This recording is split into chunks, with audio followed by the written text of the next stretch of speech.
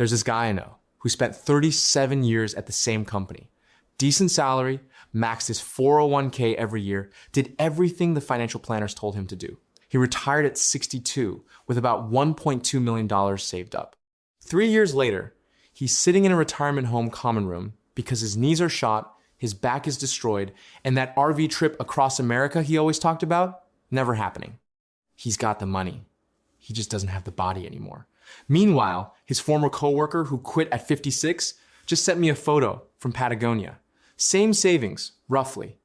Different life entirely. And the weird part is, both of them followed the rules. One just knew about a different set of rules. So here's my question. What's the point of having money you're too broken to spend? I'm going to explain how a little-known IRS provision called the Rule of 55 works. Why it might be the most important loophole in retirement planning that almost nobody talks about. And more importantly, why the math that makes sense on a spreadsheet can be completely wrong when you factor in what actually happens to your body and your brain between 55 and 70. Because this isn't really about early retirement. It's about whether you want to spend your healthy years working or living. Here's a central metaphor I want you to hold in your mind. Retirement accounts are like fruit. Stay with me. There's a window when that fruit is perfectly ripe. Pick it too early and you pay a penalty, literally a 10% early withdrawal fee from the IRS. Wait too long, and sure, the fruit gets bigger, more compound growth, looks great on paper, but you might not have the teeth to eat it anymore. The Rule of 55 is about understanding exactly when your specific fruit is ripe.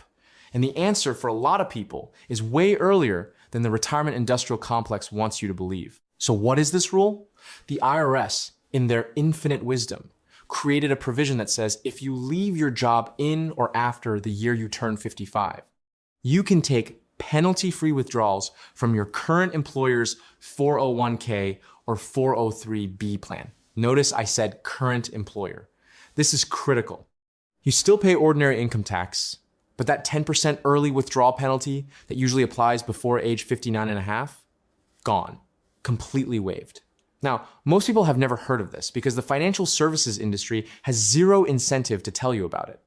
Think about who benefits when you keep working and keep contributing to your 401k for another 5 or 10 years. It's not you. It's the asset managers collecting fees on larger account balances. The incentives are completely misaligned. And this is where things start getting interesting. Here's the first layer most people miss. This rule only works with your current employer's plan. If you've already rolled that money into an IRA, you're locked out. The Rule of 55 doesn't apply to IRAs at all. So you've got this narrow window where the money needs to be sitting in that specific employer plan when you separate from the company. And by separate, I mean retire, quit, get laid off, whatever. The departure event is what triggers your eligibility.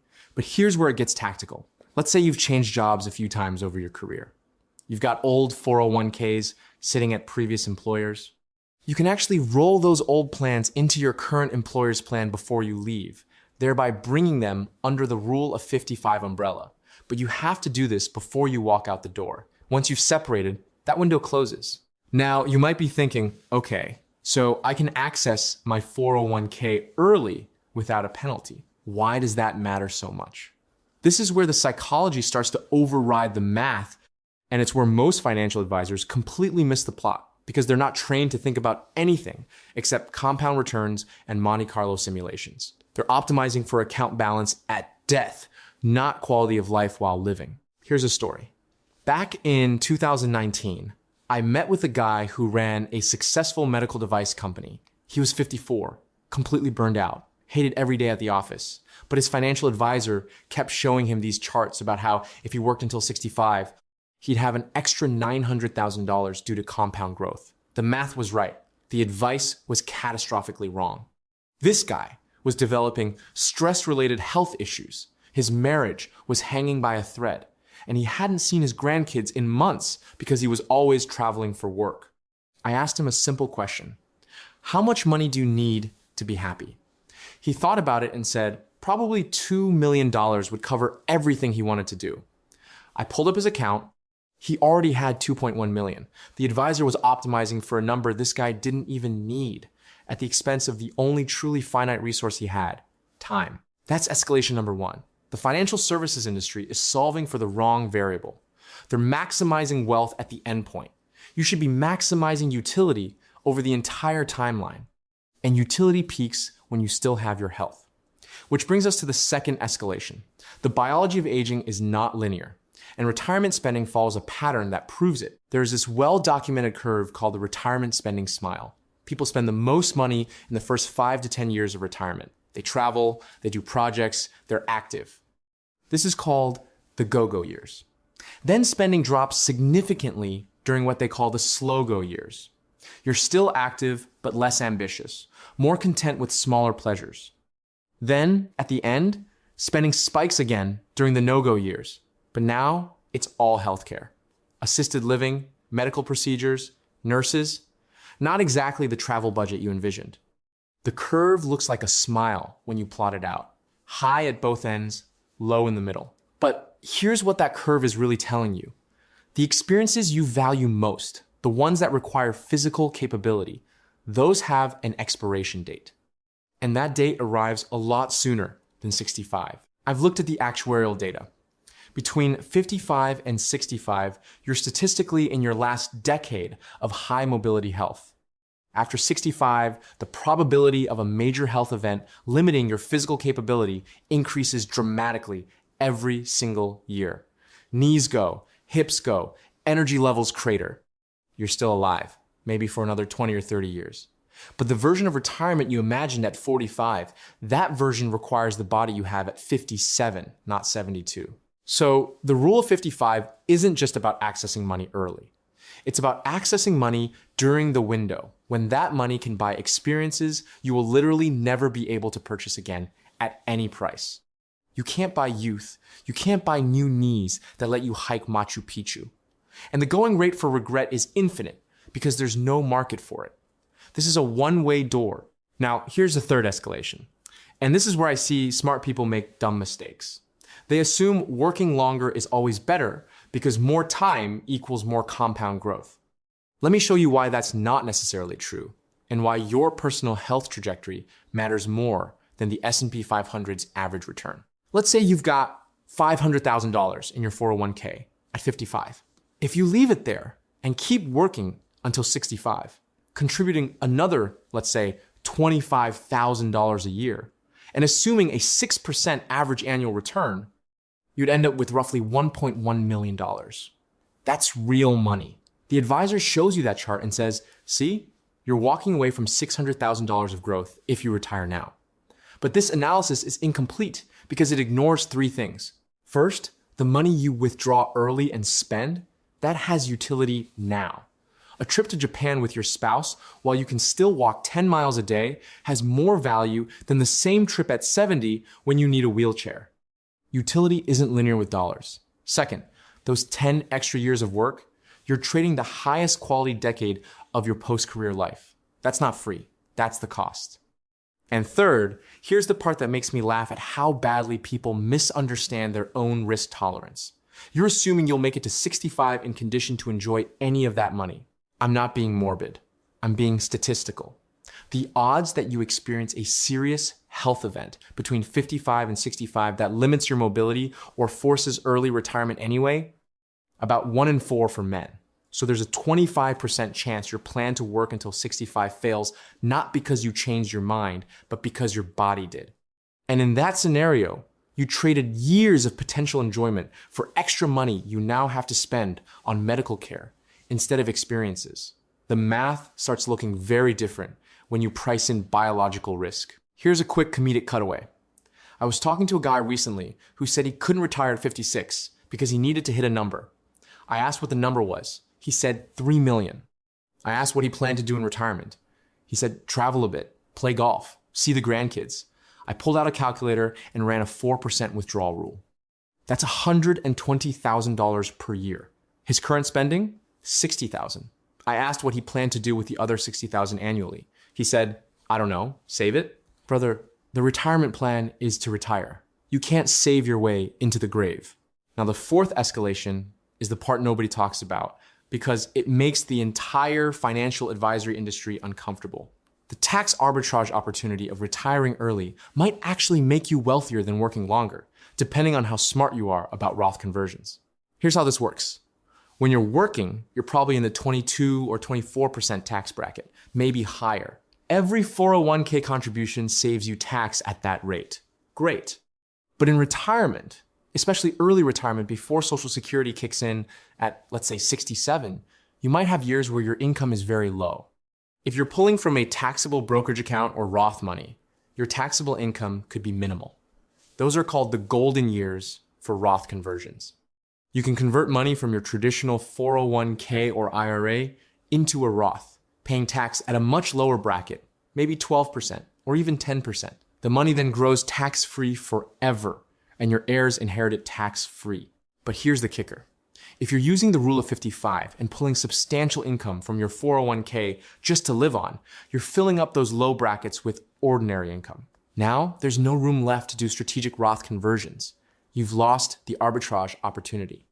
This is why some people actually structure early retirement with a mix. Live off taxable accounts or Roth contributions for the first few years. Keep 401k withdrawals minimal and use that space to do conversions.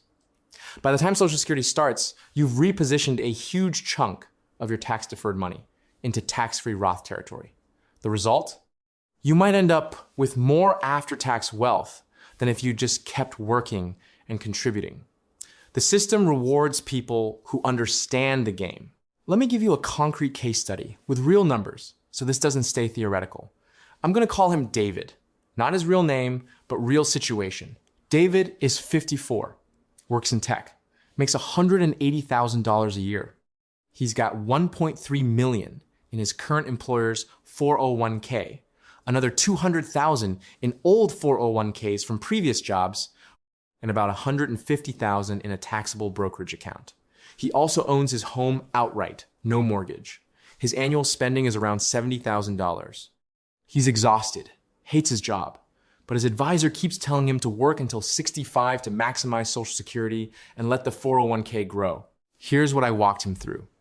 First, before he quit, we rolled those old 401ks into his current employer's plan. Now he's got $1.5 million total in that plan, all eligible for Rule of 55 treatment. He separates from the company the month he turns 55. Now he's got penalty-free access to that $1.5 million. His plan is to withdraw $40,000 per year from the 401k. That covers more than half his annual spending. The rest comes from the taxable brokerage account, which he can tap without any penalties or tax complications beyond capital gains, which at his income level are pretty low. At $40,000 of 401k income plus maybe $10,000 in capital gains from the brokerage, his total taxable income is only about $50,000. He's in the 12% federal bracket. He's covering his $70,000 annual spending, and he's got room to convert another $25,000 from the 401k to a Roth and still stay in the 12% bracket. He does this every year until he turns 63, when he decides to turn on Social Security early at a reduced benefit. Over those 8 years, he's converted $200,000 to Roth at low rates, and he spent his healthiest years traveling and with family. The math works. The life works better. But here's where people get tripped up. Not every 401k plan allows in-service distributions before 59 and a half. You need to check with your plan administrator, or HR. Some plans are restrictive. Some require you to take your distribution as a lump sum. Others let you set up systematic withdrawals. You need to know the rules of your specific plan before you make any moves. And here's another pitfall: healthcare. When you leave your employer, you lose employer-sponsored health insurance. Medicare doesn't start until 65. That's a 10-year gap you have to bridge. And health insurance on the individual market can cost anywhere from $500 to $2,000 per month, depending on your state and your subsidy eligibility. This is a real cost. It needs to be in your budget. Some people blow up their entire early retirement plan because they didn't model healthcare accurately. There's a tool on Vanguard's site where you can estimate healthcare costs in retirement. There are also tools like Bolden or the free FINRA retirement calculator where you can run Monte Carlo simulations. These aren't perfect, but they give you a probabilistic sense of whether your plan survives different market conditions. A good money column model will tell you that with your savings, spending, and asset allocation, you have, say, an 85% chance of not running out of money over 30 years. If that number is below 70%, you're taking too much risk. Now about asset allocation. The conventional advice is to shift more into bonds as you age. The old rule was your age in bonds. So at 60% bonds, 40% stocks. That's overly conservative for most people now, given longer lifespans and low bond yields. But if you're retiring early and your portfolio needs to last 40 years instead of 30, you actually need more stocks to keep pace with inflation and generate growth. I personally run about 75% stocks, 25% bonds, and cash, and I'm comfortable with that volatility because I have a long time horizon. But that's me. Your risk tolerance might be different. The point is, retiring early doesn't mean you can de-risk your portfolio. In some ways, it means you need to take more equity risk to make the math work. That's uncomfortable for a lot of people. It's worth really thinking through how you'd react if the market dropped 30% the year after you retire. If the answer is, I'd panic and sell, then maybe you need to work another few years to build more cushion, or structure your withdrawals differently to avoid selling stocks in a down market. Here's the second comedic cutaway.